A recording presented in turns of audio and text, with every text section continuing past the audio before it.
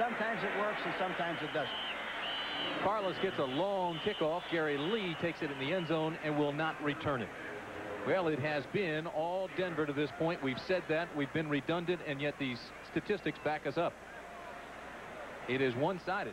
Look at the passing yards, 186 for Denver, Hank. Yeah, look at the time of possession, 18-11. But it's been no question about this. It's been a one-sided game from the very beginning, and it's going to be important to see what they do on this initial drive of the third quarter, talking about the Detroit Lions. So it's 1st and 10. The ball on the 20. The Detroit Lions have it first. Jones and James are the setbacks for Chuck Long. Off the left side goes Gary James, picks up 1, maybe 2. And he's hit by Carl Mecklenburg. And Mecklenburg really seemed intent on coming in and proving something to these fans. He had a little situation where he tore up an autograph from a little kid who was walking into a replacement game.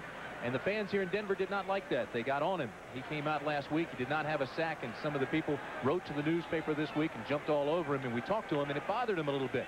He came into this game with a lot of incentive. 2nd and 8. Long. Across the middle. And it is complete to his tight end, Jimmy Giles. Ricky Hundley makes the tackle there. And Hank, I would assume that if you're a ball player and somebody jumps on you, that'll be a motivating factor. Yes, it should be. If you're the right kind of people and the people who have a chance to win, I think, as I mentioned earlier, I don't think you can use that as an excuse to lose.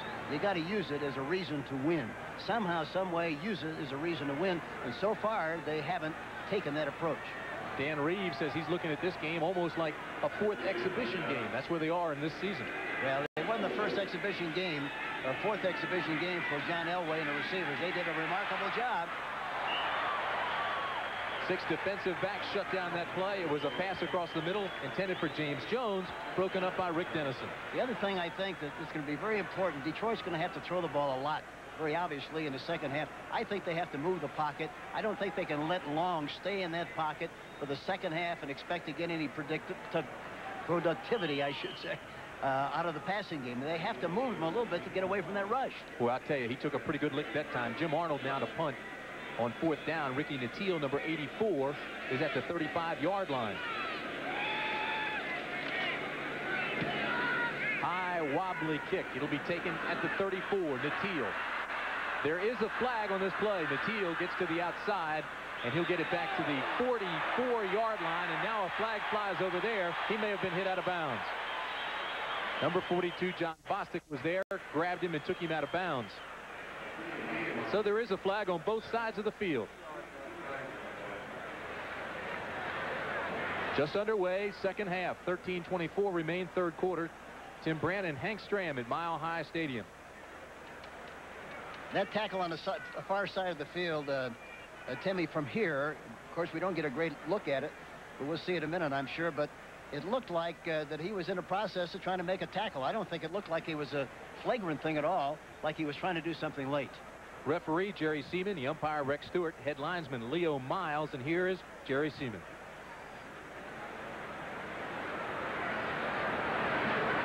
Holding against Denver, personal foul against Detroit.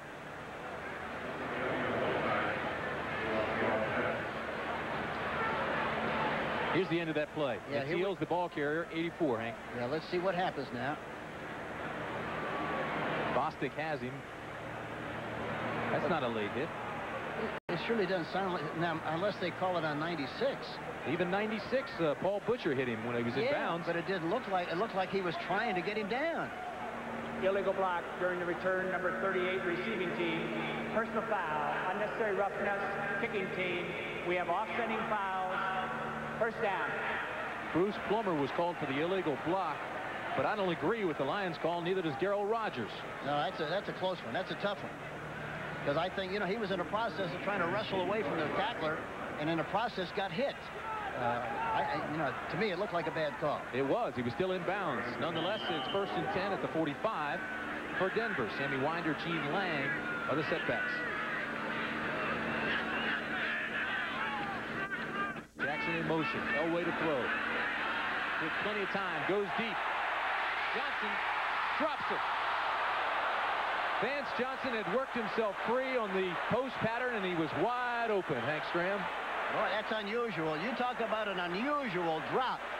And talking to Dan Reeves before the game, he said he's our best receiver. He's our most dependable receiver. Look how open he is. Somebody blew coverage.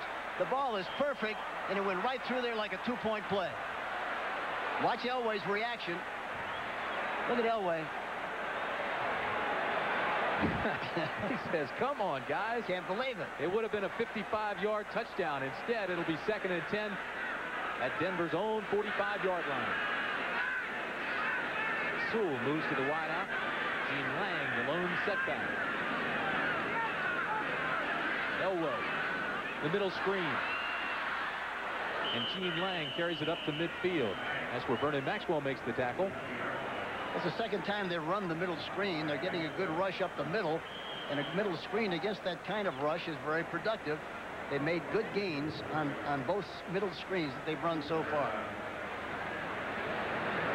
Vance Johnson comes back in. He's had time to, I want to say to think about it. He's had time to forget about it. Yeah, he didn't want to think about that. He wants to forget about it as soon as he possibly can.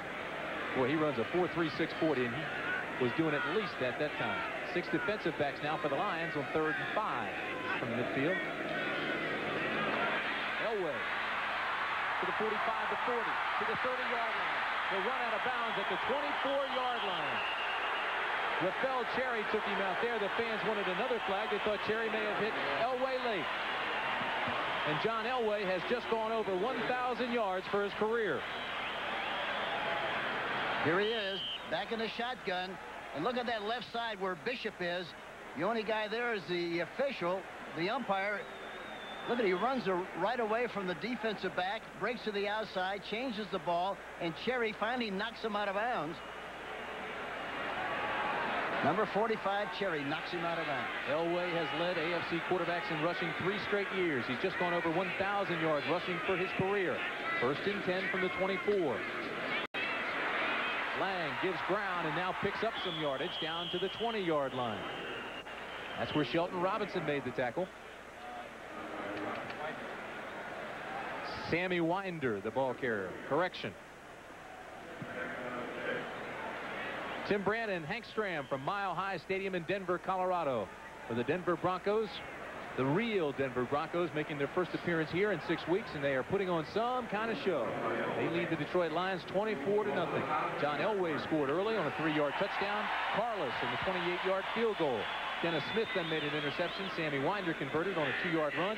It was 17-0, and then Vance Johnson scored to make it 24-0. So Steve Sewell now in the reverse, and he's run out of bounds on the 23.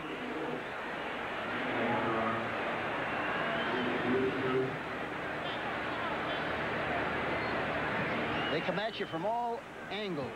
Every possible play that you can imagine, they've got it. And the same is true with formations.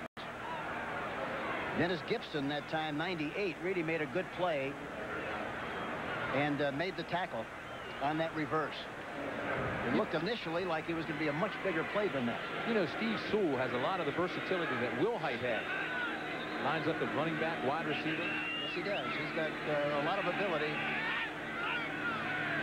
3rd and long for Elway. Pocket closes up. There's a flag, and Elway goes down. If it stands, it'll be a 9-yard sack.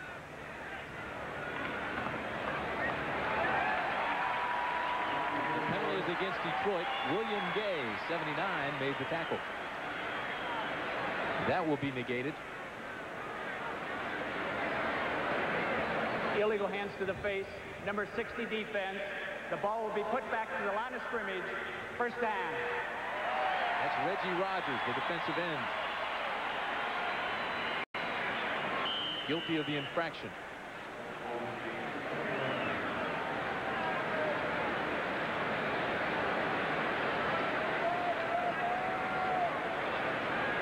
We see him on the left side of the screen. There he's evidently tries to get him a little massage in the face and got caught in the process. 1st down for Elway on the little waggle. This is Steve Sewell, and it's complete down to the 16-yard line. Rafael Cherry makes the hit. Play action fake again. You know, that's a great thing. The package is so diversified in that you roll out, You play action. You never know. It's like a pitcher in the big leagues. You know, you cannot win consistently with just one pitch. You got to have a variety of pitches, and that's the same with a quarterback. If he's over here one time, over there another time, up the middle another time, runs another time, he's hard, very hard to keep track of. It'll be 2nd and 5. This is Winder. Winder down close to the 10-yard line. You know, Elway has led his club, Hank, to more wins over the last 3 years than any other quarterback in the NFL, with the exception of Dan Marino, 37. And you know, the amazing thing about it is that as much as he runs, it's a wonder that he stays healthy like he does. Keith Bishop that time, the left guard, made another good block. I mentioned him so many times so far in this game, but he is a terrific pulling guard. Number 54 in the left guard for the Denver Broncos. Bishop was the first offensive lineman ever to be named to the Pro Bowl from the Denver Broncos. 1st and 10 from the 11. Winder takes it inside the 10. Dennis Gibson makes the tackle there.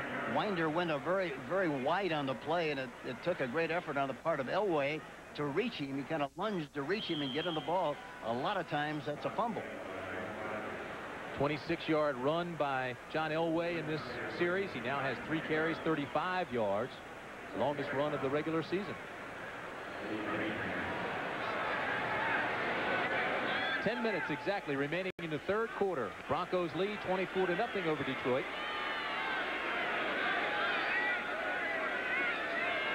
Second and long. Look at all the room on that right side. There it is. Oh! Winder drops it. And that's the 3rd time we've seen a Bronco with the ball hit in between the numbers, the 2 and the 3, and have it dropped.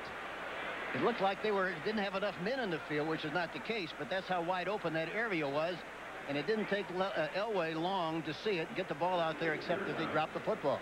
Vance Johnson missed one moments ago, wide open down inside the 10. It would have been a 55-yard touchdown strike, and he dropped it. 9 plays, 46 yards, 3 minutes and 48 seconds. What a drive. 3rd and 8 for Elway. He likes to draw in this area a lot of the times. It's a good place for a quarterback draw. Goes outside. Sewell has a blocker in front of him inside the 10, loses the football. The Lions get it at the 2-yard line. It was recovered by Jimmy Williams at the 2-yard line. So Denver stops itself. Here's a replay, throwing a quick screen to the outside. Blocking down front. Tries to cut back. The ball pops loose up into the air. Williams, 59, recovers a fumble. Jimmy Williams, number 59. Boy, what an impressive guy he is, Hank. We had a long talk with Williams yesterday. Very impressive, intelligent young man. Brother of Toby, who plays for New England. He made some good observations. Gary James and James Jones, the setbacks in the I formation in their own end zone. Just barely get out of there. Close to being a safety. Very close to being a safety. I don't know whether it is or not, but it's close. His forward progress got him out of there. Ricky Hundley and Andre Townsend got there quickly, though. Watch the linebackers, Hank. Look at Mecklenburg, 77. Watch Hundley. Look at Hundley come in there, 98, but he did. He came out of there, just barely got out of there, but it was close. They just barely got out, all right. The ball now marked just outside the goal line on the 1. They ought to try to throw the ball deep downfield and get out of the soup, try to make something happen. Again, they run the ball. They take it out to the 7. At least now they have some breathing room. Carl Mecklenburg made the tackle along with Mike Harden. Boy, James Jones, I'm sorry, Hank, just barely had enough room to get out of there. Look at the 7 positions. Left end twice, nose tackle twice, right end 5, linebacker 2, inside 6, right inside 7, right outside 3. Boy, you better know where he's lined up. 3rd down and 3. If he got it, it's a big first down for Detroit because they were some kind of backed up. James Jones will be close, and I think he got it, Hank. Yeah, I think he did too. And I asked Mecklenburg yesterday what position of all the 7 he liked the most. He said, I like to play the strong inside linebacker position most of all. And then we leaned over and we looked at number 50, Jim Ryan, and we said, how about you, Jim? He says, I go wherever Mecklenburg goes. He goes the opposite spot. Mecklenburg goes one place, he goes the other spot. He'd like to stay in his hip pocket. First down for Chuck Long. At least now he's got some room and time and a man open. Complete across the middle. Jeff Chadwick, number 89, made the catch. He's out of Grand Valley State, a 5-year pro, 6'3", 190. Chadwick is a fine receiver, but his career has been plagued by injuries. He's not especially fast or quick, but he does have a knack for getting open. Makes a good target, too, Hank, at 6'3". Well, he does. He runs. He's a good pattern runner. Had an Achilles tendon problem last year. 2 years ago was the collarbone. 2nd and 1 from the 22. Pressure. Knocked down by Greg Cragen.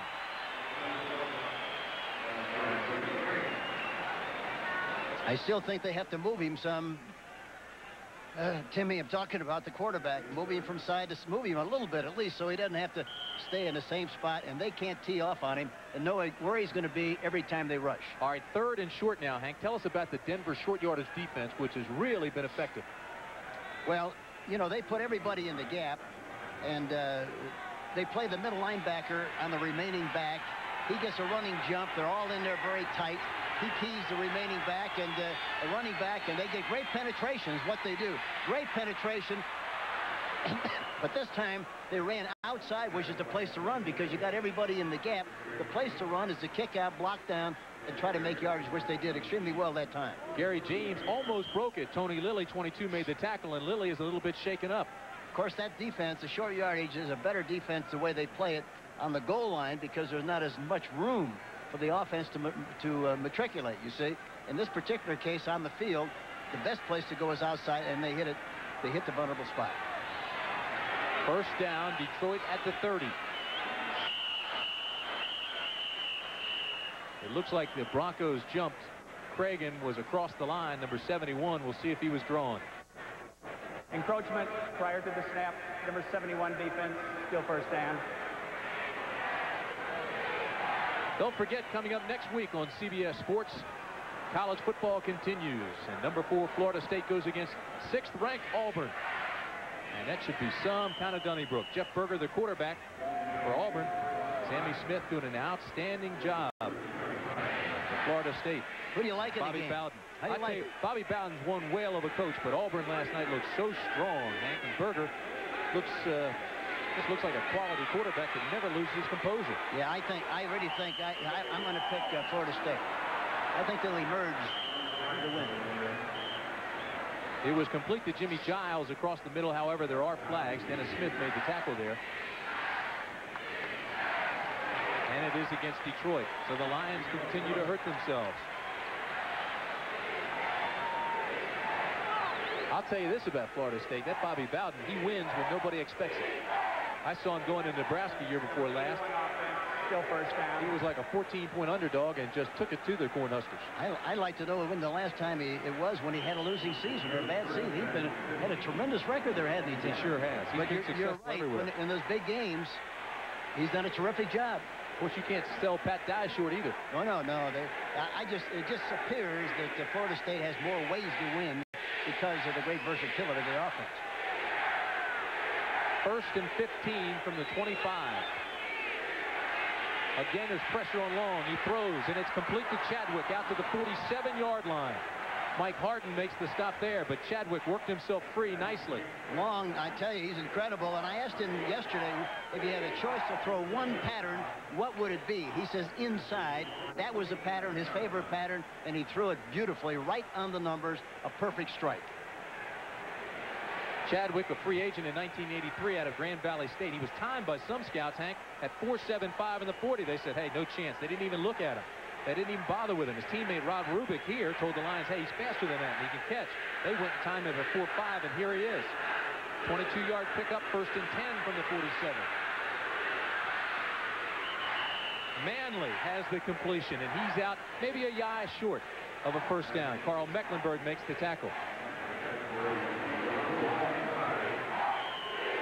Yeah, as a young quarterback, watch his right foot. Instead of getting back into the pocket with a first step, he goes forward with it. And that's something that he'll learn to overcome as he goes along in the professional football. He takes a false step. See, now that step should be going backwards, but instead it's going forward. I asked him about that yesterday, and he said, well, I'm a little concerned because our center is short-legged, and I'm afraid that I won't get the exchange, so I take that step to protect myself. But still, he has to ride the hands and get back in the pocket quicker. 2nd and 2, Long is sacked. Ricky Hundley and Walt Boyer got there about the same time. They'll share the sack. You know, Ricky Hundley reminds me a great deal of our great middle linebacker, Willie Lanier. Look at this. Look at now Mecklenburg again on the outside, going to the outside, and look at the inside pressure. Look at Hundley coming up the middle, makes the stop. Great penetration again, great anticipation. The other thing that's important is that the offense has to change the count often enough, Timmy, so that the defense doesn't get the rhythm of the offensive count. You have to do quick counts. You have to go long counts. You have to keep them off balance. Plus the fact, I think it's imperative that you move the pocket some. Illegal contact while the quarterback was still in the pocket. Number 31 defense, 5 yards, previous spot. First down. The call is against Mike Harden. We were talking about Hundley. He led their team in tackles last year. That may have been a case where the false step by Long may have cost them. Nonetheless, the penalty moves it back up. It's a first down now for the Lions. But that's a little thing, but the little things make the big things happen, Timmy. You know, I think you have to work on that particular thing every day in practice, work of the quarterback to make sure he doesn't take any false steps, but it's so important to get back as quickly as possible. That short-centered philosophy or theory may hold up. You know, Schrader does that in Washington, especially when he has Jeff Bostic at center, who is also short. James Jones picks up a couple. Let's take a look now at some of the action around the NFC East. Philadelphia wins again, this time over St. Louis, 28-23. Cunningham, boy, he's coming on, gets better every week. Yeah, he's another guy that moves so well. Washington, we talked about them, Hank, how they're getting better and healthier and stronger. And this is the way it looks now in the Eastern Division. The Redskins taking a command a 6-1 lead. You still think the Giants are alive? I don't think there's any question about it. They play Dallas tomorrow night in Dallas. I'll be doing a game for CBS Radio. I guarantee you they're still in the hunt. 2nd and 9 now from the 39 for Long. Has a man open. James Jones inside the 30 to the 28-yard line. Mark Haynes and Rick Dennison taking down, but the Lions now commanding a threat. You know, the amazing thing about Long is that he doesn't get the ball up close to his ear immediately coming back into the pocket. It's down about waist high sometimes and about number high, but it's incredible how fast he gets it back into triggered position and releases the ball once he sees a guy open. Now, we talked about this yesterday. See, that doesn't bother me. I watched Sonny Jurgensen for years throw, and he'd bring it from up there, but I know you always got your quarterbacks to keep it up on their ear, and you were very successful doing that. Well, I think the good quarterbacks, the great quarterbacks, you know, see, look where that ball is right now. It's down. Of course, now he's running. He's got to keep it a little lower so he can use his arms to run. But you got to get that ball up there high enough because the difference in the timing of the play, a lot of times, you know, you see the guy open, and by the time you bring the ball from the waist up to the shoulder, it's too late. He's out of bounds. And I think if you have... Now, the greatest illustration, the comparison is right here in this game. You watch Elway. He brings it right up by the ear and throws the ball from that spot. That's why he gets rid of the ball so quickly and anticipates the opening receiver so well. It'll be 2nd and 13 from the 31-yard line, almost the 32.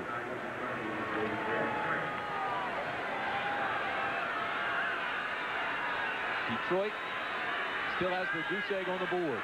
See if 6 defensive backs, Hank. Excuse me. See if they try to work on Wilson here, number 45. Again, there's pressure on the backside. Almost intercepted. Played nicely by Randy Robbins, number 48. Let's take a look at some of the scores from the AFC Central. NFC Central. Tampa Bay over Green Bay, 23-17. Ray Perkins. Chicago comes from behind to beat Kansas City, 31-28. 2 weeks in a row they've done that. And look at Seattle leading Minnesota. Minnesota's regulars have yet to lose. They lost all 3 replacement games. And Detroit, of course, at the bottom. And don't forget, coming up next Sunday on CBS, Chicago and Green Bay. That'll be 12:30 Eastern time. They got a shot at the slot man there. Look at how open he is. If it, They need 13. Chadwick can't hold on. Should have made the catch inside the 15. They did work on Steve Wilson. He was the defender. Ball came loose on Chadwick.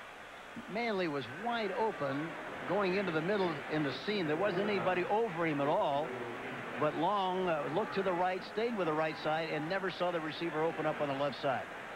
Eddie Murray comes on to attempt the field goal.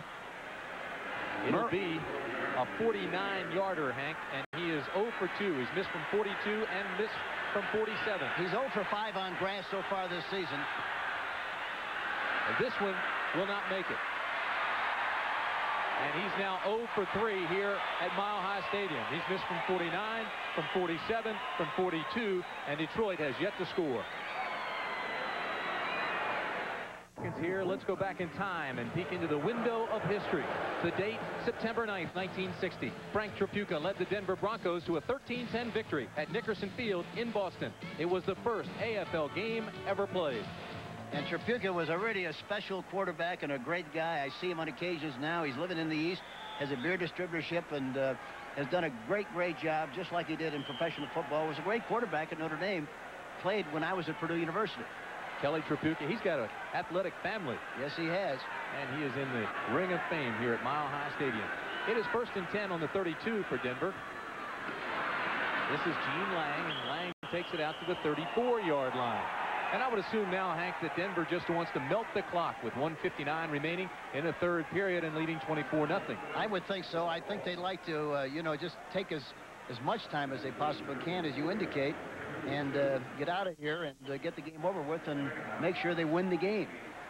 As you look at Darrell Rogers and Chuck Long, the Denver Broncos 3-2-1 on the season. They beat Seattle 40-17, tied Green Bay 17-17, and then the strike came.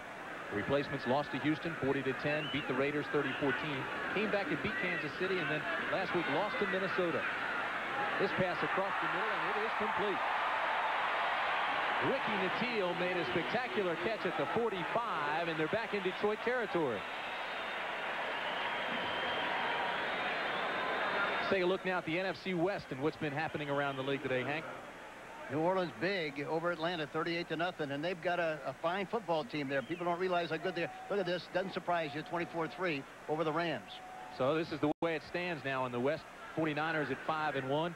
New Orleans at 4-3, still very much in the hunt. Atlanta at 2-5, and the Rams 1-5. And I would assume the Rams now. We'll talk about the trade in just a few minutes, but the Rams may struggle for a while now.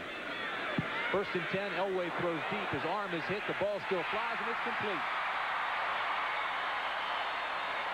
Vance Johnson, number 82, just stood over there and waited for it to come down, almost like an outfielder waiting for a fly.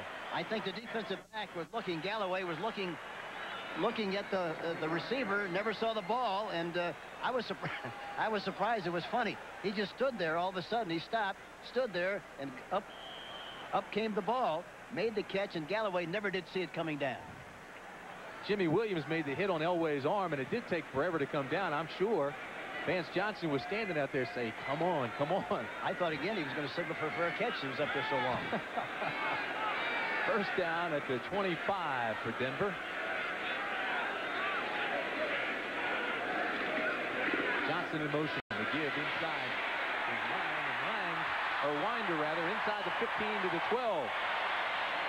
James Griffin makes the tackle there, but Sammy Winder almost broke it. That was a trap. The middle area looked vulnerable, and it was.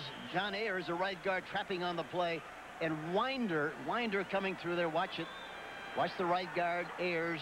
He gets a good block on the blitzing line, or no, on Gay, number 79. Gay really kind of runs right by the play, and he goes inside and makes a great run and stretches a very average gain into a good one. And as the third quarter comes to an end, Hank, I'm going crazy here looking at 23 and 33, trying to keep them straight. And then in the Detroit backfield, you've got James and Jones. So at the end of the third quarter, the score remains the same. Denver 24, Detroit nothing. The fourth quarter, they have Rocky Mountain Thunder. They wanted to get the noise meter, Hank, up to 10, and the crowd did it. It is 1st down, ball on the 12. Winder and Lang are the backs. Let's see if they try to pound it in here. They haven't been able to do much of that this year. I think it'd be a good time to try to do it. Winder, right side. taken down at the 14-yard line. So he may have lost a yard or two. Galloway came across and supported nicely on the corner. Let's go quickly and look at the AFC West. Chicago over Kansas City. They had to come from behind to do it. New England over the LA Raiders 26-23. And Seattle leads Minnesota in the third quarter. 24-14 now, Cleveland for San Diego. So the AFC West then looks like this, with San Diego up top 5-1, Seattle at 4-2, and Denver today looks healthy.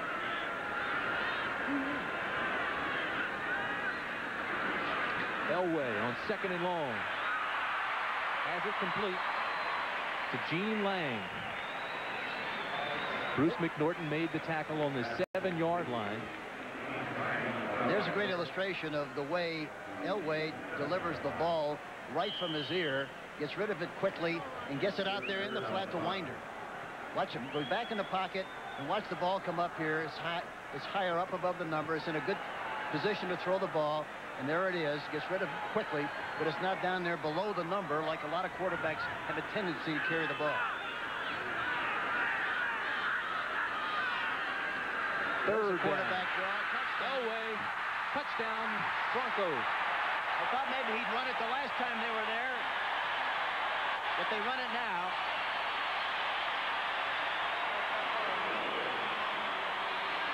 You don't know whether you want to analyze his style or admire it.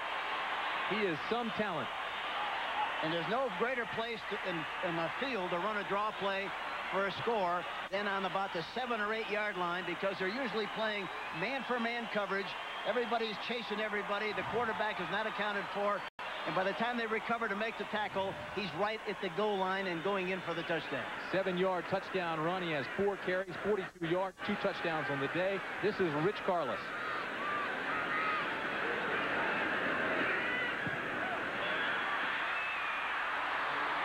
And Hank, it is over. No question about it. Elway, no question on the draw. And he's strong. When he gets hit, he's 6'3", 212 pounds, 28 years old. The leader of the Denver Broncos, John Elway. Elway had missed only 3 starts in 3 seasons prior to this year's strike season. And Hank, his 2 touchdown running today, his 2 touchdown performance, is the first time that he's rushed for 2 touchdowns as a pro. And add talent, God-gifted talent to all of the other qualities that you just mentioned. He is something. I think maybe we might see Kubiak. He's warming up, get cranked up on the sideline. We might see him from here on in. This is Gary Lee to the 20. Has a block to the 30. To the 35, and is knocked out of bounds at the 39-yard line. K.C. Clark took him out there, but nice return by Gary Lee.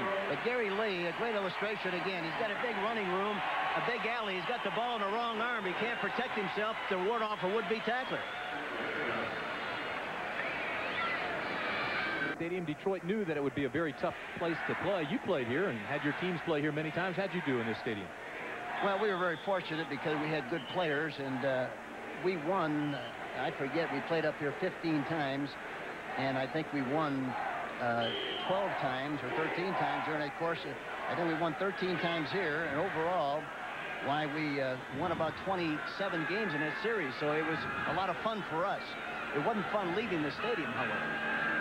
First down for Long, and it has been a long afternoon. Completes this one to Jeff Chadwick, and Mark Haynes makes the tackle.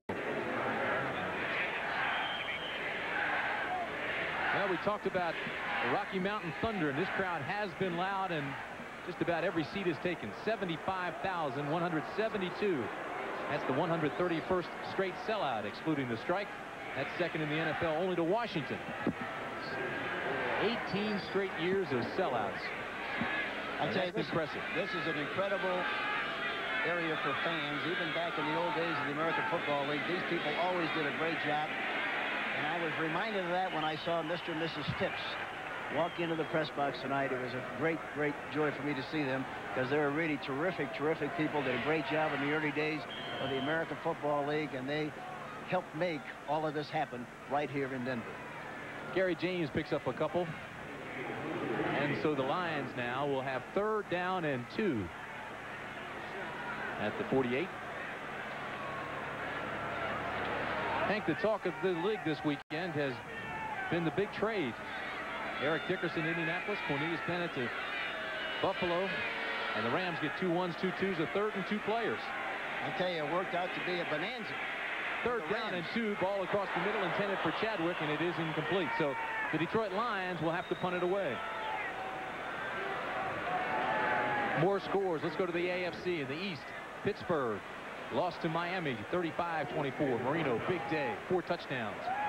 26-23, New England over the Raiders. That a final. And Indianapolis beat the Jets 19-14. Buffalo lost to Washington. I thought that game would be closer. So it's Indianapolis at the top. Indianapolis now could become a power. 4-3 record, and New England 4-3 record. What will Dickerson mean to that club, huh? Well, I think he mean a touchdown a game. I really do. I think he'll be a touchdown, an extra touchdown a game for the Indianapolis folks. Jim Arnold gets a very high kickoff, a spiraling kick. Natil will let it hit at the 6, and it'll go through into the end zone for a touchback. So they'll bring it out to the 20. 52-yard punt. We'll return to Mile High Stadium after this word from your local station. The Denver Broncos have lambasted the Detroit Lions. The score 31-0. We've got 11:39 remaining in the ball game, and a new quarterback, Gary Kubiak, comes in, replacing John Elway. Steve Sewell with a big gain here across the 30 to the 32-yard line. This is the first time I had occasion to see Kubiak in person. They like him very much. He's been a very successful quarterback for the Denver Broncos whenever he's had a chance to play. Kubiak, a 5th-year pro out of Texas A&M, 6 feet, 192 pounds. The Broncos now have 2 tight ends, Kay and Mobley.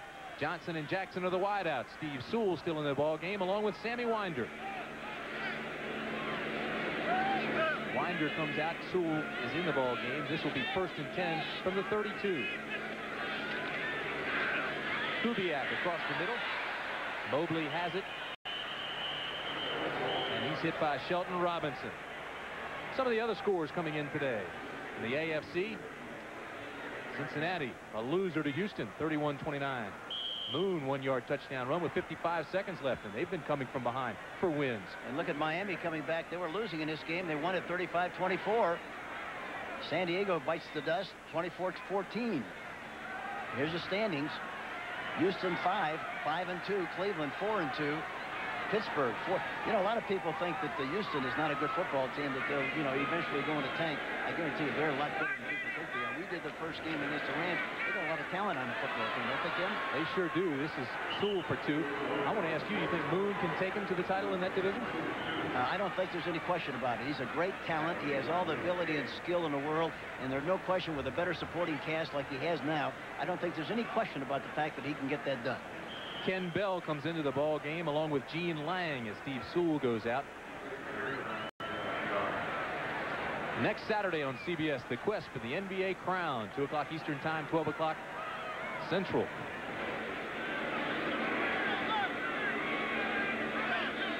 Mountain time. And Hank, who do you like in the NBA? I asked you that earlier. You like the Lakers? Yeah, I liked them about 20 minutes ago, and I still like them, Tim. I think they're the team to beat again. They got too much talent, all kinds of talent. Let's talk about this Denver team. Kubiak leads them to a 1st down. A lot of talk this week about them trying to acquire a running back, and there was some criticism in the Denver papers that the Denver Broncos did not go after Dickerson, although they do need a running back. Well, that's wrong. That's not the case at all. You have to know Mr. Bolin. You have to know John Beek, Dan Reeves, and this organization. They want to win more than anything in the world, and they're going to do everything they can to help upgrade this football team. They tried to work out something for Dickerson, Dickerson, and they didn't succeed in getting it done. And they also talked to Dallas about Dorsett. But the fact that you talk to people about the possibility of a trade doesn't necessarily mean that you're going to be able to make that trade, especially if you're a winning team like the Denver Broncos, because they say, well, why wouldn't they trade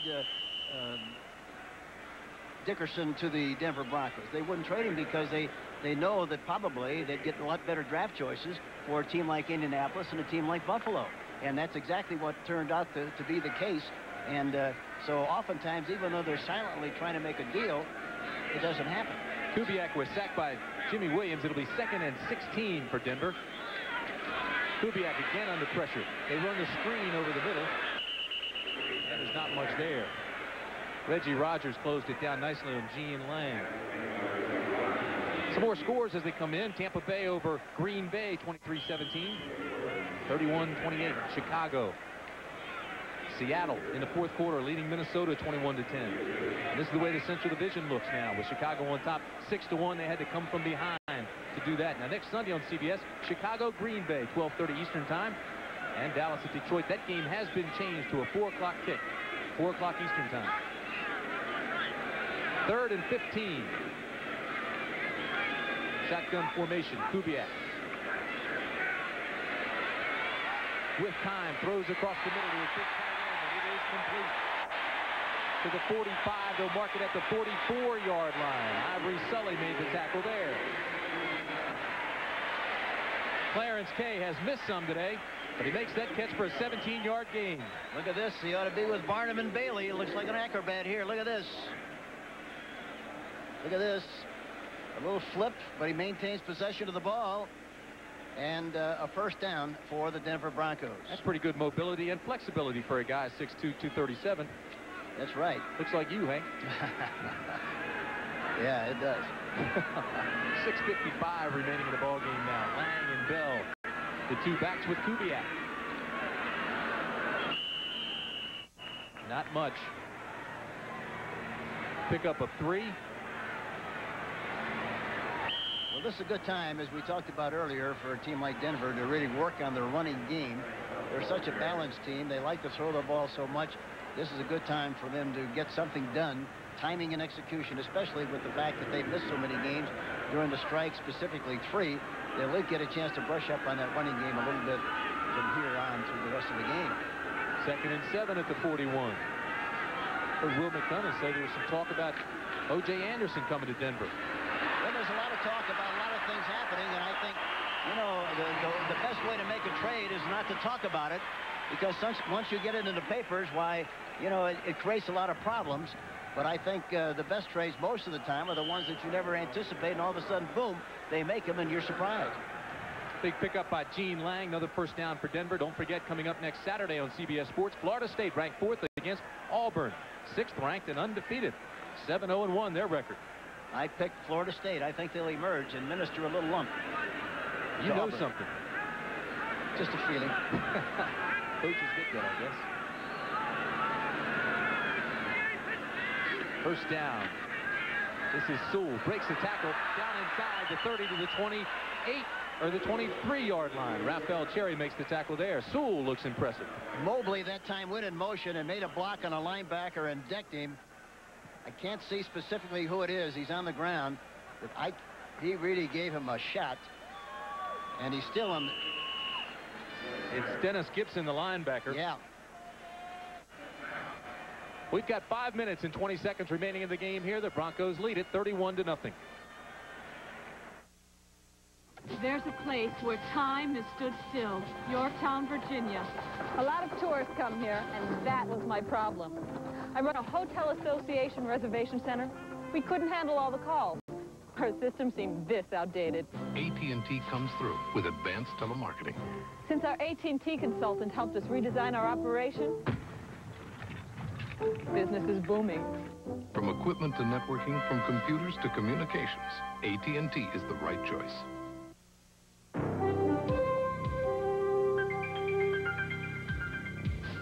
In engineering the Cutlass Sierra Coupe, style is as important in our thinking as aerodynamics or suspension geometry. The car's a beauty, and from an engineering standpoint, this sort of timeless styling, this endurance is reflected in every component. It's engineered to last. And look great, too. Offense for the Broncos. They've been strong. They've looked very impressive. And Murray has missed 3 field goals, and that's where we stand, 31-0. We've got 5:20 remaining in the ball game. Well, what do you think, Coach? You know, every thinking is every thought is obvious. Here's a great illustration of the first touchdown. This is Elway running a quarterback sneak. Carlson had a 28-yarder, and then here comes Sammy Winder. Sammy Winder making a run to the left side. Another touchdown, Denver Broncos. And here's a touchdown pass Vance Johnson wide open. Yep, he started to run to the left. The coverage dropped off. He makes a move to the inside. Cherry runs right by him, and as a result, he goes in for the touchdown. That was a 35-yarder. That made it 24-0. Then Elway scored again, and that's where we are, 31-0 Broncos. It is 2nd down and 2 for Denver. Sewell breaks the tackle inside the 10 to the 7-yard line. Steve Sewell. And I'll tell you, he is one of the hardest working, well-intentioned guys you'll ever meet. He won the Don Key Award at Oklahoma, Hank, which is the highest award a player can receive. It goes to the player who excels not only as a player, but as a leader and a student. You know, it reminds me an awful lot the great variety of things that he does. It reminds me of our great Eddie Podolak at Kansas City. Eddie did everything but pump up the balls for us. He was a great receiver, punt returner, run the ball. A dynamic guy as far as attitude is concerned. You talk about a guy that made things happen. He did. Eddie Podolak. 1st and goal from the 7. The give inside Ken Bell. He's down inside the 5. John Elway today rushed for 2 touchdowns. The first time he's done that in his pro career. Draw trap with the quarterback running to play. A beautiful call. The perfect place to call it. In that area, he's big and strong enough to go through the first would-be tackler, crosses the plane, spikes the ball to check the pressure in the ball, and touchdown, Denver Broncos. 2nd and goal, the ball at the 4. Gene Lang now, the lone setback. See if they run left. Nope. Oh, my. What a shot. That was Don Salomia who comes in and makes the tackle. Salamua, rather. That was the best hit of the afternoon. Just listen to it, Hank. Oh, that's the perfect sound that a linebacker likes to hear. Dan Salamua out of Arizona State, 6 feet, 285 pounds. I started to say that was the best hit of the afternoon for the Lions. 3rd down, now and goal. Kubiak with pressure from the backside. He won't get it off. He's sacked. George Jamison came through cleanly from the outside, the left outside linebacker. Big number 95, 6'1", 226. So the Lions now put 2 plays back-to-back that are impressive. Rich Carlos made a 28-yarder, missed from 49 yards. You see his numbers there. This one will be from 29. Gary Kubiak is the holder.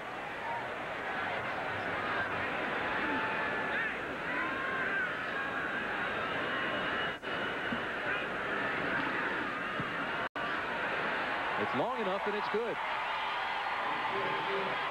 So the Denver Broncos add 3 more to the total, and the tally now is 34, Detroit nothing. Right there. And Hank, I turn to you and I ask, is this a message by the Broncos to the rest of the AFC that they're back? Well, no, I really don't think that's the case. I think they're back. I don't think there's any question about the ability of this football team. I think that this afternoon was a question of how bad Detroit was, really. They played a very, very poor football game. They looked like a very bad football team this afternoon, and I think that has to be partly responsible for the way the Denver Broncos played. You have to give them a lot of credit, but I don't think it's a true measure of their overall ability. Gary Lee returns it out to the 17-yard line, and he is hit there by Randy Robbins. Even so, though, and I go along with what you say about Detroit, and it is a team that is struggling badly and has not played well here today, but Detroit, or Denver rather, has been pretty much in sync. They look to be in rhythm with what they are doing and executing. Darrell Rogers. Yeah, you have to feel compassion for him. You really do, because we've all been in that situation as coaches, and it's a very disheartening feeling. And the worst thing about it is you feel so helpless on the sideline because really, you don't catch a pass, you don't run, you don't throw, you don't make tackles, and there's not really much you can do once they pump the balls up, screw the heads on, and start to play. Here at Mile High Stadium, it is the parting of the Orange Sea. All the fans dressed in orange now starting to depart the stadium, and I think the players want to get right behind them and head out too. It's been a long afternoon for both the Lions and the Broncos. Broncos put this one away early. And you have to, again, give the Broncos an awful lot of credit. I think Dan Reeves is one of the great young coaches in the National Football League. They've got a terrific general manager in John Beek, great owner. The fans are super. And, you know, when you look around this facility and get this atmosphere, you have to understand and feel that it's a winning organization. Strictly a prevent defense now by the Broncos. 6 defensive backs. This is James Jones. Nowhere to run, even on the little dish-off on the screen. How about the AFC West situation, Hank? Well, you know, a lot of people have kind of downplay the role of the San Diego Chargers, but they've done an excellent job, and I think they have to be considered strongly, along with the Seattle Seahawks, as the top 2 teams in that division. Well, everybody says they are a surprise. You're right. Chargers lead Denver by a game and a half. Denver trails Seattle by a half game, so that's the way it stands. Detroit nothing, 4th quarter, 2-minute warning. That's where we are at Mile High Stadium. And don't forget, coming up next on CBS, 60 Minutes, except for those of you in the Mountain Time Zone. And 60 Minutes soon will be investigating the Detroit Lions to find out what the problem is. 2nd and 10 from the 18. Long. Dumps it off, and there's a flag. Roland Jones was the man that came through and applied the pressure, and Long just dumped it, Hank. You know, the other thing is kind of surprising, Timmy, really, and is the fact that they're counting on Long to be their quarterback of the future. I'm surprised that he would be still in the game under these circumstances, because there's a good chance, you know, they know they're going to throw the ball. There's a good chance of getting him hurt. You would think maybe that they might consider putting somebody else in the game, but it's awful late at this stage. I want to mention, too, you know, we talked about teams. Grounding, number 16 offense. We also have loss of down offense, 3rd down. A moment ago, and when I talked about the Western Division, I talked about Seattle, and I talked about San Diego being a surprise, but I took for granted that people realize that these Denver Broncos are going to be very, very much in the race and have another great shot at winning this Western Division, just like they did a year ago. The intentional grounding call moves them back to the 5. Long sets in his own end zone and throws incomplete. It was intended for Chadwick. He had it and couldn't hold on. Mark Haynes was the defensive back on that side. So Detroit now will be faced with 4th down. We've got 1:50 remaining in the ball game. You know, being here today and looking at a lot of the people or players who are back here for this weekend, it gets to be kind of melancholy when you look at Billy Thompson and Floyd Little, who did such a great job. Rod Sherman, who was just here for such a short period of time. I mentioned Mr. and Mrs. Phipps. But they bring back a lot of memories because we played a lot of games against those great people right here in Denver. Vance Johnson standing at the 50-yard line to field this punt. And he calls everybody off. They'll let it hit the ground. The ball gets a Detroit bounce, and it'll be down on the 47-yard line. So Jim Arnold gets off a pretty good kick, 48 yards. And Denver will come on and have good field position with 1:35 remaining in the ball game. Just a reminder again that coming up next, 60 minutes, except for those of you in the Mountain Time Zone. Hank, when you go back to Detroit, you're coaching a team now that is 1-6. What do you do to try to bring them back together? It's a tremendous selling job. You really have to do a selling job, and it's got to be positive, because this is the time where it's obvious that a lot of people are very disappointed. You can't let the players get down on themselves. You know, in spite of all the things you hear and all the things you do, somehow, some way, you got to make them rally and make them win. I think they got enough talent here. I think it's just a question. They're short in some areas. There's no question about the fact that their secondary needs a lot of help. And I think they're on the right track as far as their defensive line and linebackers. They need help with their offensive line. The running backs are good ones. Chuck Long is the quarterback of the future. But I think everything has to be upbeat. Everything has to be positive. And somehow, some way, you got to sell them on the idea they got to win some games. Kenny Bell picks up 10, 1st down. Hey, if somebody told you an American missile aimed at Moscow might hit Chicago, that would shake you up, wouldn't it? 60 Minutes tonight on CBS, followed by Murder, She Wrote, and then a CBS miniseries, Echoes in the Darkness, Part 1, based on a true story, and bestseller by Joseph Lumbaugh. It starts Peter Boyle, Stocker Channing, and Treat Williams. That's all tonight on CBS. Ken Bell again gets the call, and he's hit by Curtis Green. With time expiring now, 35 seconds remain.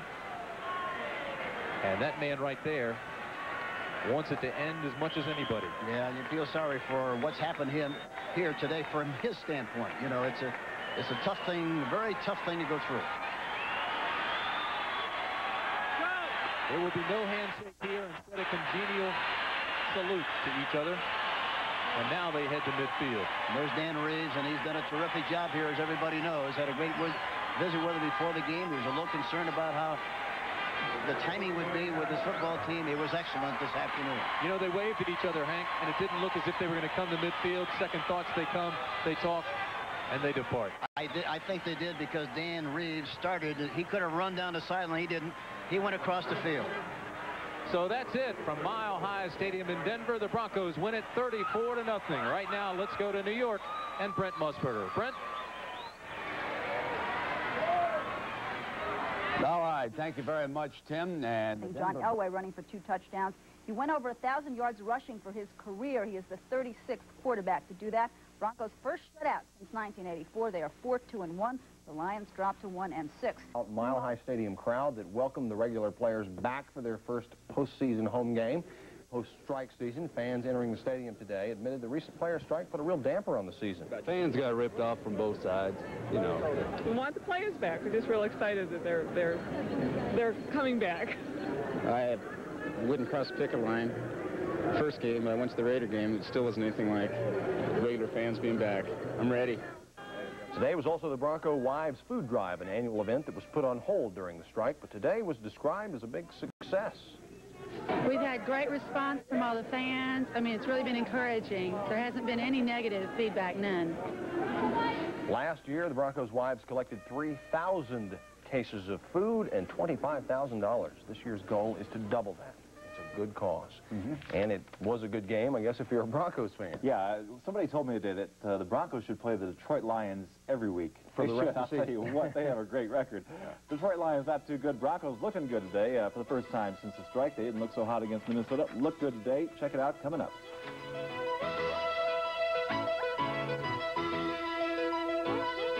Broncos since the strike. First shutout for the Broncos since 1984. They beat Detroit 34-0 today at Mile High Stadium. John Elway looking good as the Broncos score 17 points in the first quarter.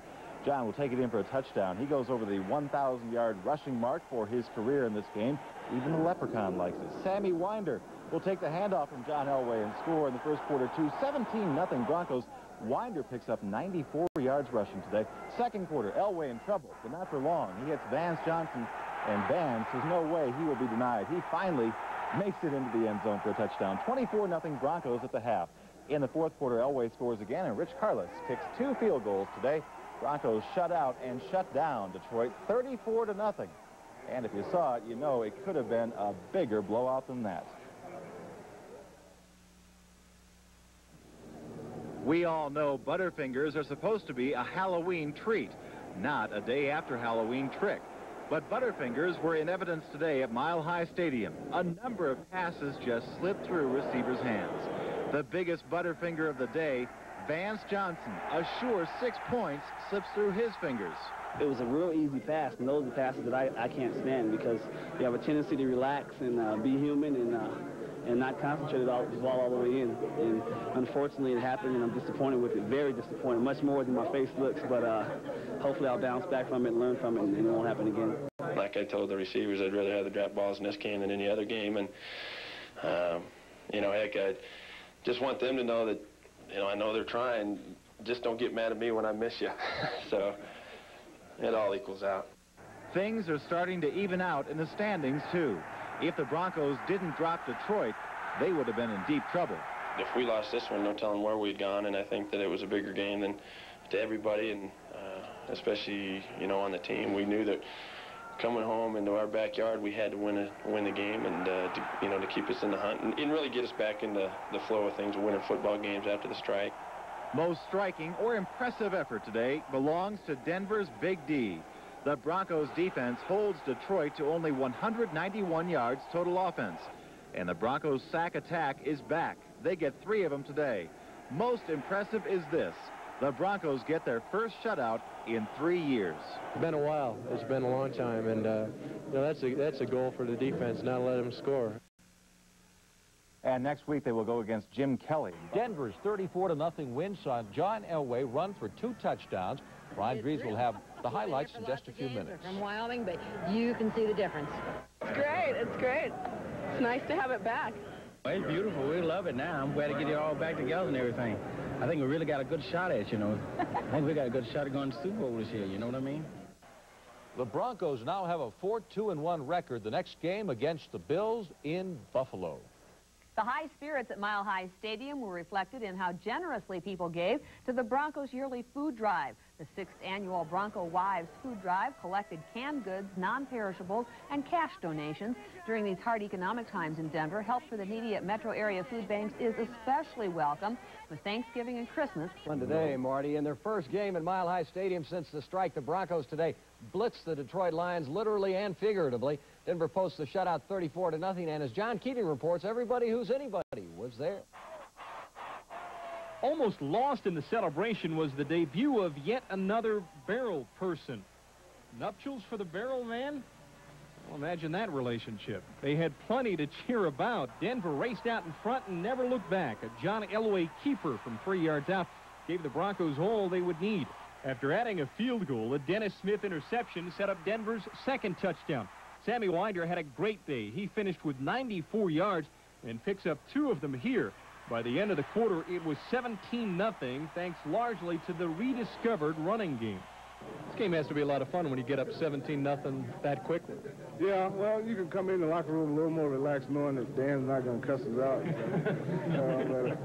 It was great. It was 24-0 by halftime. Elway will click with Vance Johnson here from 35 yards out. Vance will dance in and go ahead and stamp this one blowout.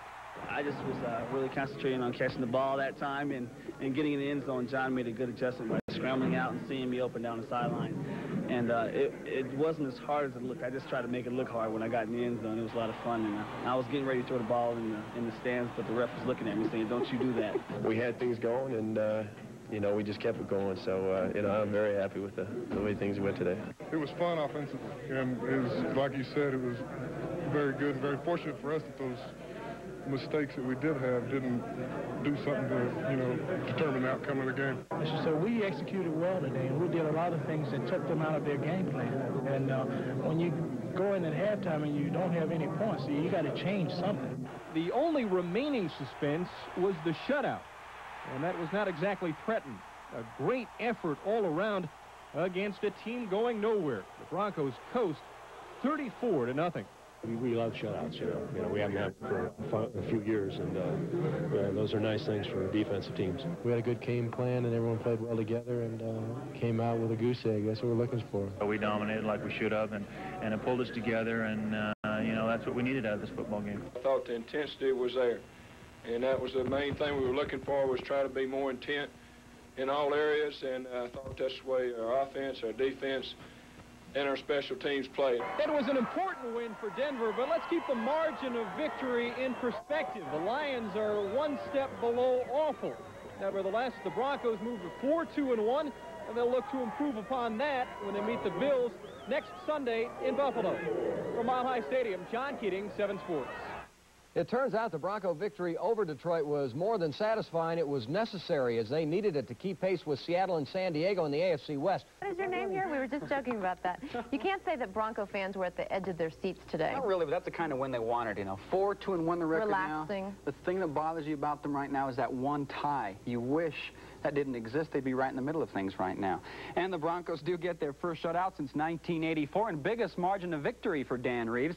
That's a pretty good way for the Broncos to debut at home after this strike business is now over. Broncos strike on their first possession. Quarterback John Elway throwing here to Vance Johnson. You see it from the defensive point of view. How do you stop that?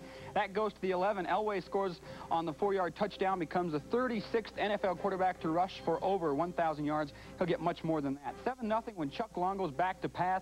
It's Dennis Smith who comes up with the interception. He goes down right there at the 22-yard line. The Broncos hold the Lions to under 200 yards total offense. Still first quarter, Elway scrambling around, runs to his left, finds Steve Sewell at the 5, and he goes out of bounds there.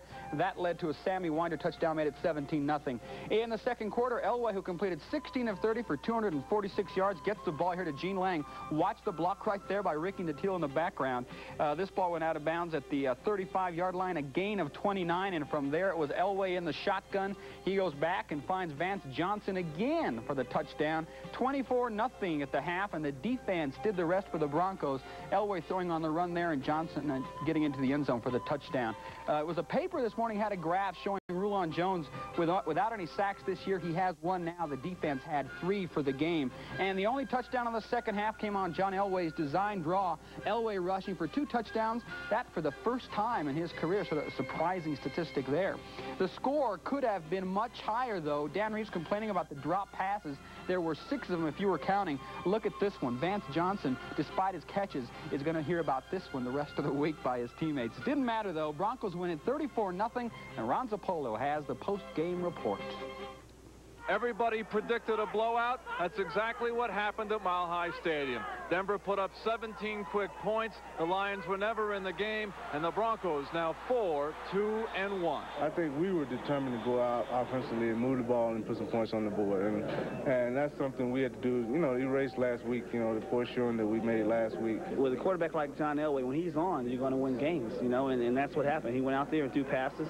He scrambled around, and everyone was catching. We even had a few drops, but we were just on when we had to be and put points on the board. The first shutout as a team since 1984. Defensively, did this seem more like the old defense for a change today? Yeah, it felt good. It really did. And it was great the way the offense controlled the ball, too. We weren't out there all that much. And no, when you're weren't. when you're not out there that much, it's much easier to keep them from scoring. When you win games, it's going to put everything in perspective. And just getting this win today puts us back on the right track. The post-strike blues appear to be over. The Broncos in third place in the AFC West, but they're in position as they go to Buffalo next week to take on Jim Kelly and the Bills. Ron Zappolo, News Center 4 from Mile High Stadium. And the Broncos are going to have to make some cuts this week. NFL rosters have to be down to 50. And don't forget, the trading deadline is Tuesday. Maybe we'll hear about more probable trades this week. Better team than Detroit, but we just had to come out and play as well as we could possibly play. And, you know, it's not a game where we feel big-headed about winning the way we did, but we need the confidence built after the way we played in Minnesota. Oh, anytime you post a 0 on that board, the old goose egg, it's really good to do.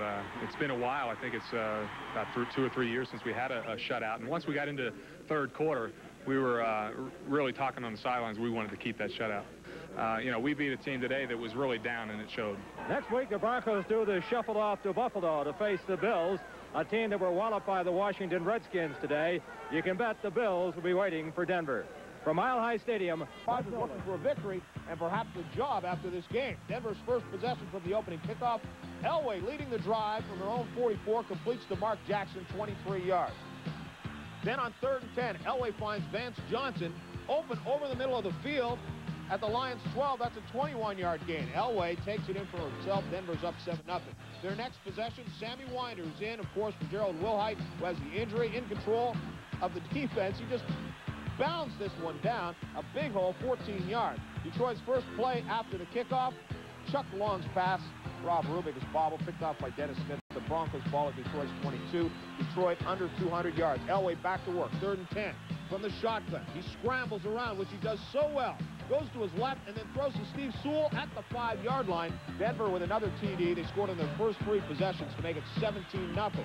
In the second quarter, from the Lions 35, 2nd and 10, Elway scrambling again, completes the pass to Vance Johnson at the 8. He takes this one in the rest of the way for the touchdown. 24-0 Denver at the half. Oh, yes, John Elway also rushes with the ball, as you know, from the 7. Not going to pass this one. Keeps it on the quarterback draw and takes this one in for the touchdown. Second of the game, Denver 31-0 at that point. They go on to win 34-0. John Elway rushing goes over the 1,000 career mark. The Lions are 1-6. Darryl Rogers in jeopardy of losing his job. The Broncos at 4-2-1. Minnesota. Steve Alvarez has more. 27. The die-hard football fans of Denver, Colorado poured into remodeled Mile High Stadium for another year of Bronco football. For 18 seasons, Bronco fans were given promises. In 1977, Denver was delivered a champion.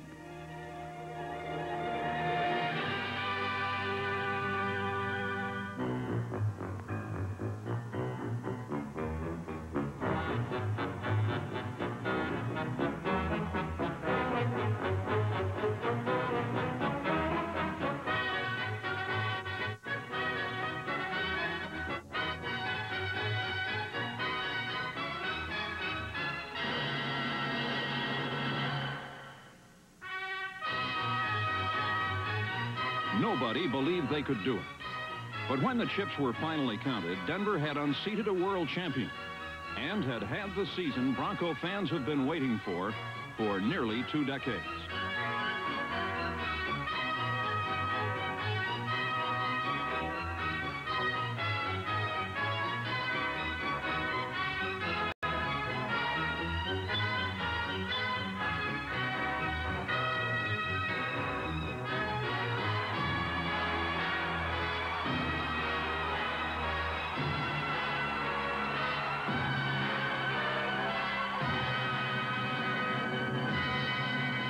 Of 34, Craig Morton arrived in Denver.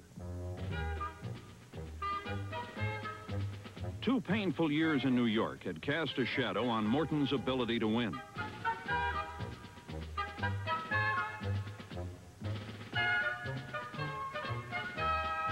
But the heartache of New York was behind him. In Denver, his new teammates made him welcome. He became the starting quarterback, and he found new peace of mind in religion, all of which contributed to the Craig Morton revival.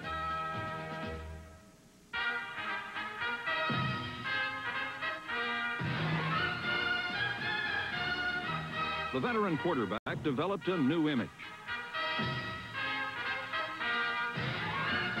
He didn't tell his teammates when he was going to run. He just took off. At 34, Morton rushed for some pretty important touchdowns and threw a whole lot more. His comeback was a smashing success.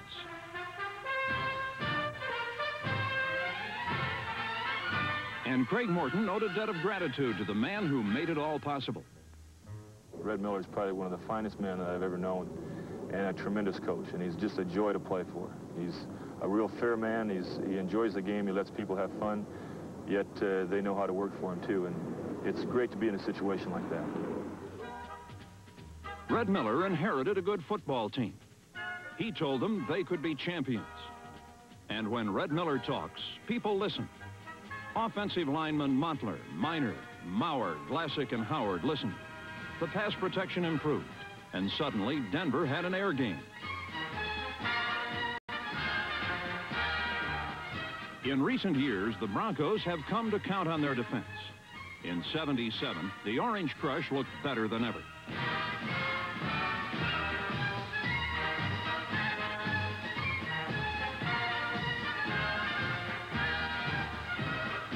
Denver knocked its first 4 opponents silly and coasted into October undefeated.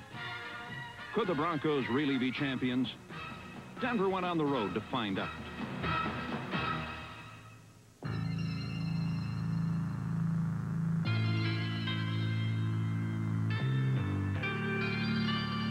To be a champion, you first must beat one. And the Orange Crush had a game plan for the Oakland Raiders.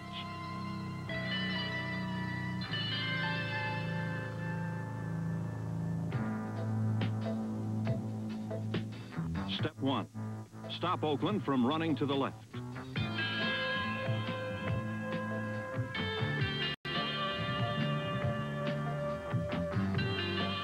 Step 2, put a little heat on the snake.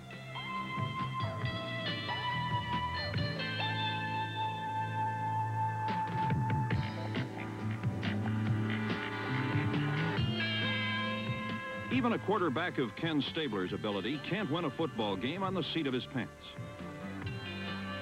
Take away his ground game, force him out of the pocket, and Stabler is just another quarterback.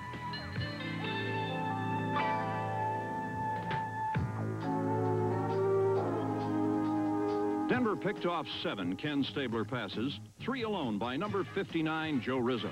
More interceptions than Stabler usually throws in a month. Stabler in the end zone, rolling to his right, looking a flag down as the pass is intercepted at the 15. Return for a touchdown by Lewis Wright. There was a flag in the end zone, which may be holding. Lewis Wright in the end zone as he picked that ball off on the near sidelines near the 20-yard line, and the Broncos have scored. Could Craig Morton and the offense hold up their end? And it's Parent starting to the right. He is at the 15. He's at the 5. He'll score. Lonnie Parent on a 17-yard run. He just scooted around the right end and in, and the Broncos take the lead. Morton is back. He's 2 for 3. He's looking, steps to the side, throws the pass. Touchdown, Riley Odom. A 10-yard touchdown pass. Craig Morton to Riley Odom. 42-yard try by Turner. Ball is down. It's a fake. Weiss looking, throwing. Turner wide open. Catches the ball at the 15. He'll score a touchdown. The grand old man has done it.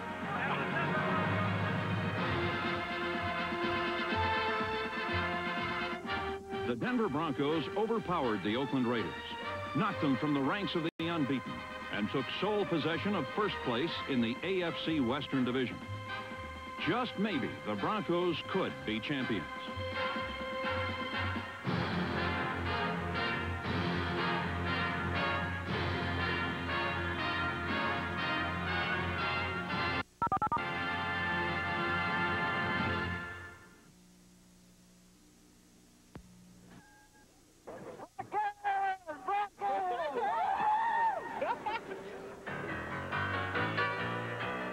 After Denver beat the Raiders, a trip to Mile High Stadium would never be quite the same.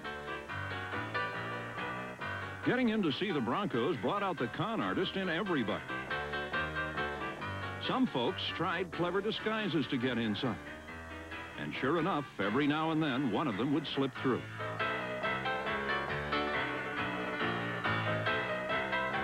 Yes, sir, anybody old enough to wear pants could see that something most unusual was happening here in Denver. The locals had a name for it: Bronco-mania.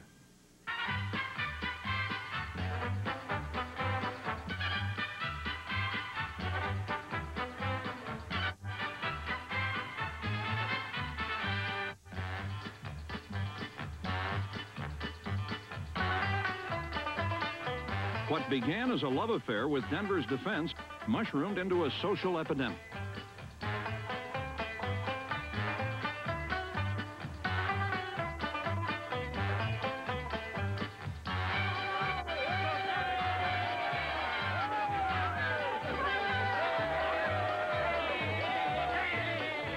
Standard dress for a Broncos game included something orange. If you didn't have it on when you got there, you'd better get it on before kickoff.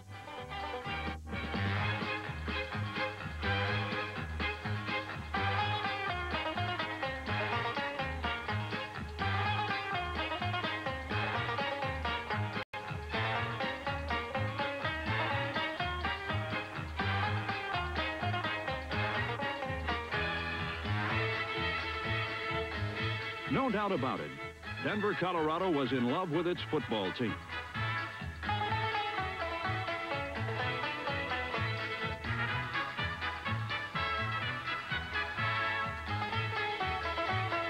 Would the Broncos ever lose again?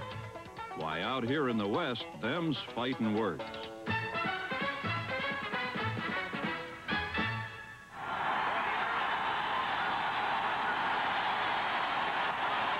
Denver fans led the league in decibels, and the Broncos led the NFL in total attendance. In Week 7, another capacity crowd was on hand to welcome home their undefeated team.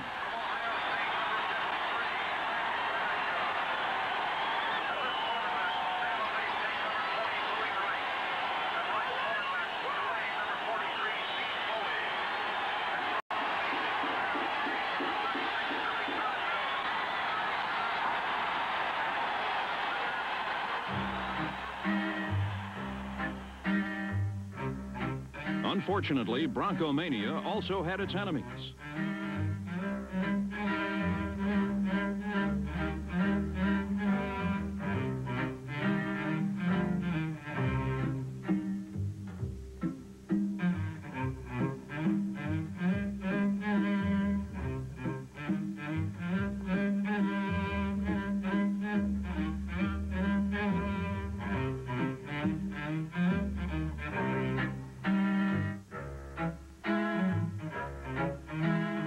Oakland took its revenge, and Bronco Mania was shot down in mid-flight. The AFC West was now a two-team race, and the smart money said the Broncos would be the first team to fade. Harry Zimmer as the Denver Broncos meet the Pittsburgh Steelers. The first time in the history of the Bronco franchise they have ever been in a playoff game. The Broncos sport the best record in the AFC, but it means nothing now as they go against the 9-5 Steelers, the first time Denver has ever played this close to Christmas. Bring the gap, Paul, in the gap.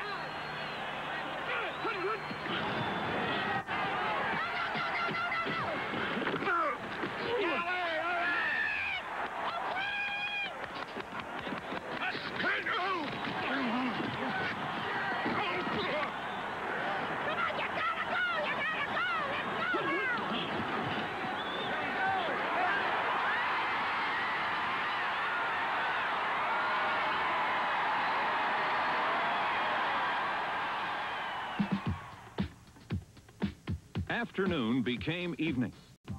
But as the Rocky Mountain campfires were lit, the game still had not been resolved. Time now for true champions to assert themselves.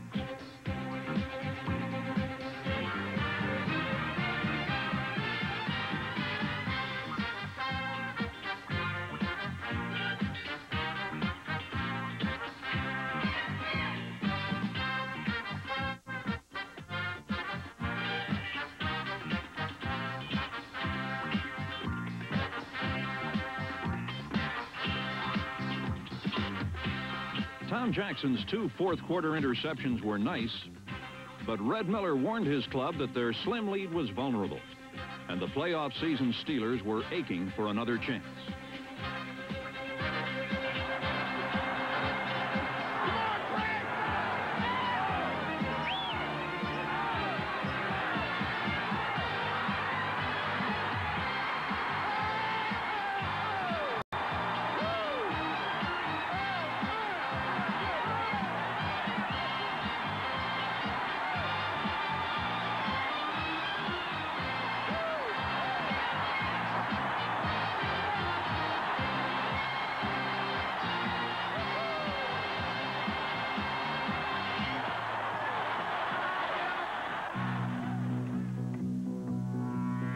Now only one obstacle remained in Denver's path to the Super Bowl. The AFC Championship was on the line, and the Orange Crush knew exactly what they had to do.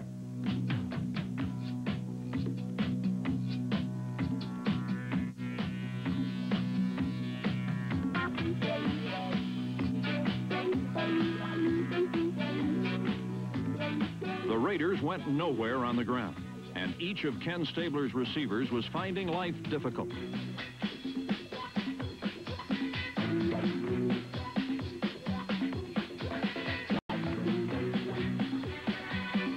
Second-year cornerback Steve Foley buried Cliff Branch.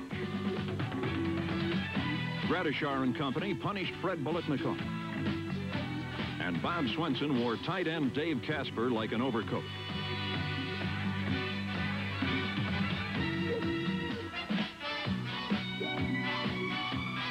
The offense seized the initiative.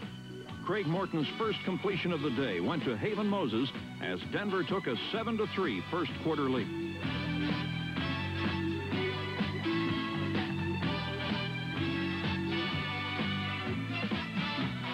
Then, early in period 4, the M&M connection struck for the clincher.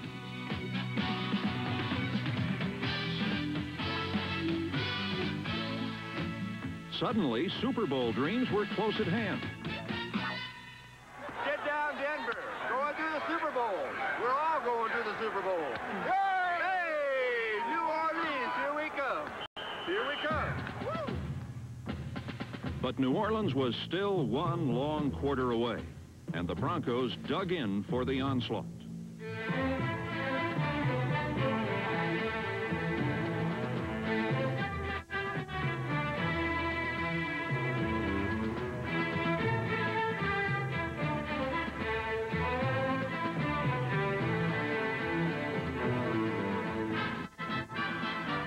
Broncos needed only one more first down to run out the clock.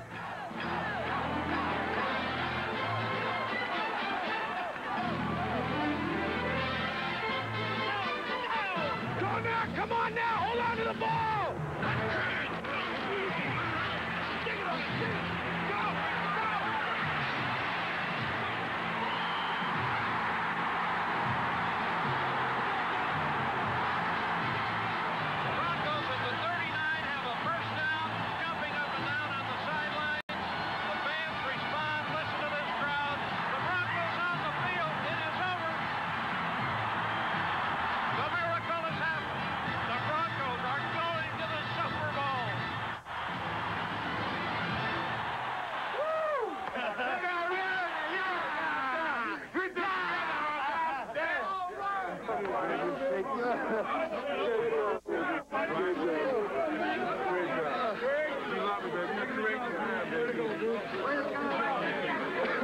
What a day this guy had. Come on. Day for everybody. I got it. Unbelievable. Thanks, man. What a day. We deserve. Way to go, brother. What a hand on big fella at the end there. We got some believers now. Do they believe now? Do they believe now? Hey, wonder if they believe we're for real now. Huh? Well, I guarantee you we're for real. Coach. All right? Any questions? I don't even know how to explain it. I still don't believe it. We believe that the fourth quarter is ours, and I think we had a little bit more than they had at the end of the game. It's not a team championship. It's an entire state state of Colorado championship, and that's what it's all about. This organization's been down for a long time. The Denver Broncos are now earning the respect of the entire league, and that's what we want. We want to be known as a good team, as a good football team, which we are. And we're going to go on from here, we hope.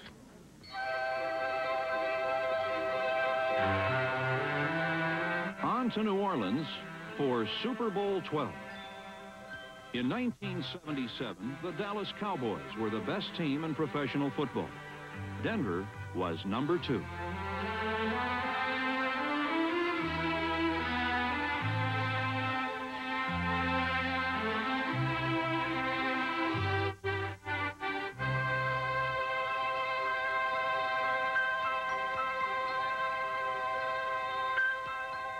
But one disappointing evening in New Orleans does not tarnish a season of unbounded success.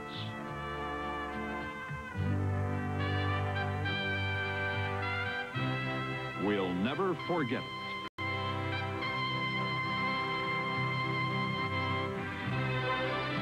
A rookie head coach told you to think like winners. And so you told a defending champion you were going to take away his title. Then you went out and did it.